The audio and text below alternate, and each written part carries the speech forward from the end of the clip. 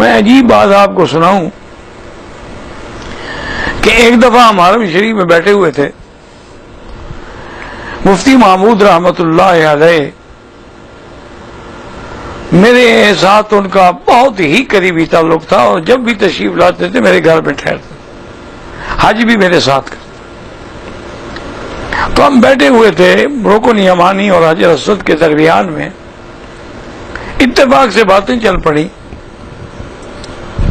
تو مفتی صاحب نے کہا کہ مکی صاحب، میں اللہ کے آگے بڑا روتا تھا، گڑ گڑاتا تھا، تہجد میں بھی روتا تھا کہ یا اللہ، میں قرآن و حدیث پڑھانے والا بندہ، ساری زندگی جیسے حدیث پڑھائی ہو، ساری زندگی جیسے فقہ پہ کام کیا ہو، میرے کس گناہ کی سزا ہے کہ میں اسمبلی میں آ گیا؟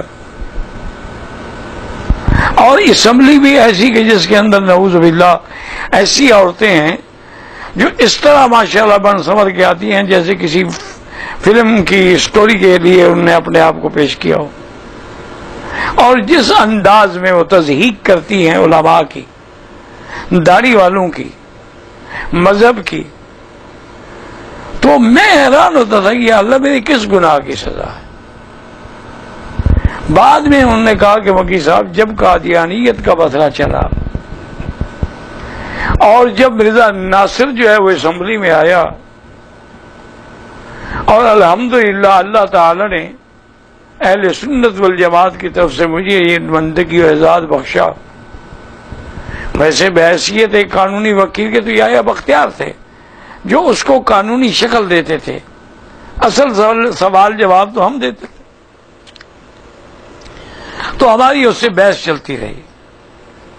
انہوں نے کہا کہ ایک دن اس نے ایسا کیا کہ وہ اتنا بڑا بنڈل اخباروں کا لے کے ساتھ آیا۔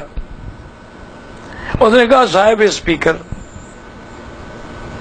بحث کے آغاز سے پہلے میں آپ کی توجہ دلانا چاہتا ہوں، یہ دیکھیں فلاں تاریخ کو اشتہار شائع ہوا، علماء دیوبند نے بریلویوں کو کافر کہا۔ یہ فلاں تاریخ کو اشتہار شائع ہوا، بریلویوں نے علماء دیوبند کو کافر کہا۔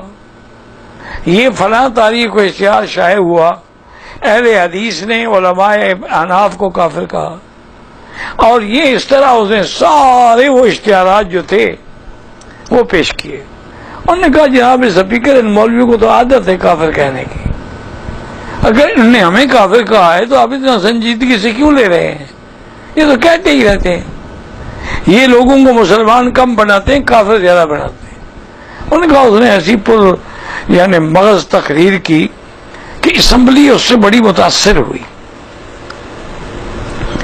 اور سب کی نظریں اب مجھ پہ لگی ہوئی تھی کہ مفتی صاحب اس کا کیا جواب دیتے ہیں، یہ حقیقت ہے، اب حقیقت سے تو انکار نہیں کیا جا سکتا۔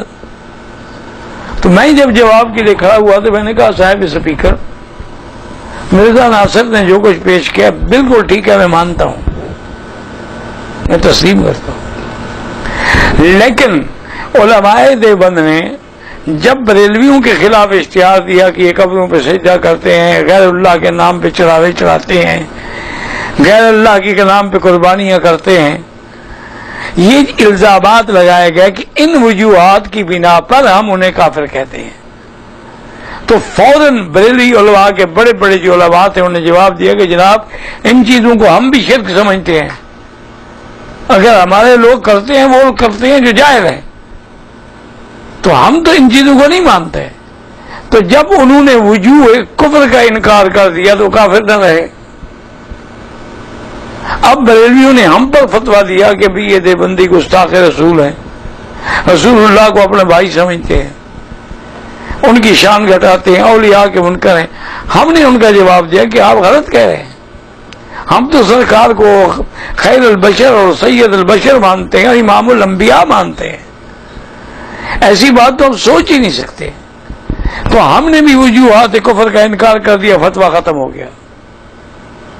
مرزا صاحب، آپ پر جو کفر کا فتویٰ لگا ہے کہ آپ نے مہدویت کا، آپ نے نبوت کا دعویٰ کیا، آپ بھی وجوہ کفر کا انکار کر دیں، ہم فتویٰ واپس لے لیتے۔ آپ کہہ دیں کہ نہیں جی نہیں، مرزا صاحب تو نبی نہیں ہیں، بات ختم ہو گئی۔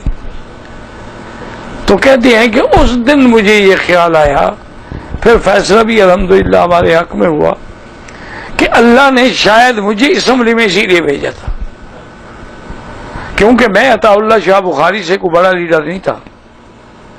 مولانا محمد علی جلندری، عطا اللہ شاہ بخاری، ابو الحسن، اتنے بڑے بڑے لوگ، لیکن انہوں نے تحریک چلائی، 10,000 مسلمان شہید ہو گئے، لیکن ختم نبوت کا مسئلہ حل نہ ہوا. اور ہمارے دور میں کسی کو تھپڑ بھی نہیں لگا اور ختم نبوت کا مسئلہ حل ہو گیا. وجہ کیا تھی کہ ان کے پاس باہر کی قوت تو تھی، اسمبلی میں قوت نہیں تھی. اب ہمارے پاس اندر بھی قوت تھی، باہر بھی قوت تھی، اس لیے ہم اس مسئلے میں کامیاب